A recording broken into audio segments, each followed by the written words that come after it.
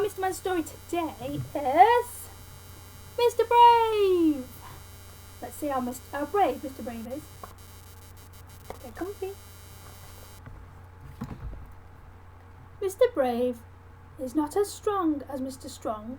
He is not as tall as Mr. Tall, but that does not stop him being brave, as you will soon see.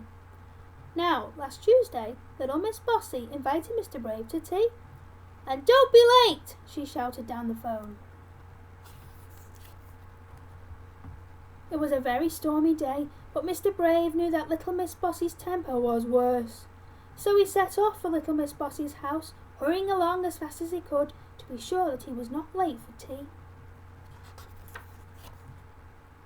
Along the way he heard a cry for help. It was Mr. Messy. He had been blown into the river by the wind. Mr. Brave did not want to be late for little Miss Bossy, but, being the brave fellow he was, he jumped in and rescued Mr. Messy. Wet right through, he hurried along the lane. Suddenly he heard someone sobbing loudly. Who could it be?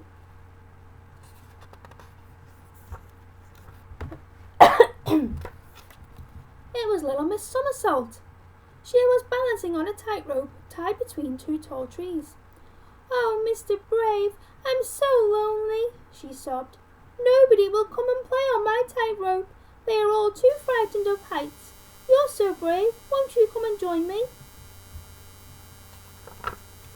Mr. Brave looked up at little Miss Somersault, but then he thought about little Miss Bossy. But, being the brave fellow he was, he took pity on little Miss Somersault and climbed up onto the tightrope. They chatted away happily for a while until Mr. Brave happened to look down. "Little Miss Somersault, look! The rope is going to snap! We're going to fall! And it's such a long way to the bottom! Oh, calamity! Oh, help!" he cried out in panic. "Be brave, Mr. Brave," said little Miss Somersault. And without more ado, she carried him safely back down to the ground. "Oh, thank you," said Mr. Brave with a sigh of relief. Little Miss Somersault said goodbye, and Mr. Brave was left on his own, shaking like a leaf. "I don't deserve to be called Mr. Brave. I was scared stiff. Thank goodness nobody knows my secret," he said to himself. And nobody does know his secret, or do they? Little Miss Trouble just happened to be passing and had seen everything. And what she had seen and heard had given her an idea. A very naughty idea. She grinned a mischievous grin. "Hey, come here everybody, come and see this," she shouted at the top of her voice. Very quickly a large crowd gathered. "I have an announcement," announced little Miss Trouble. Did you know that Mr. Brave isn't brave at all?" "No, it can't be true," said the crowd all together.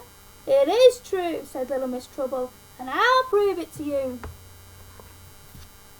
Mr. Brave," she continued, "I dare you to walk across that tightrope."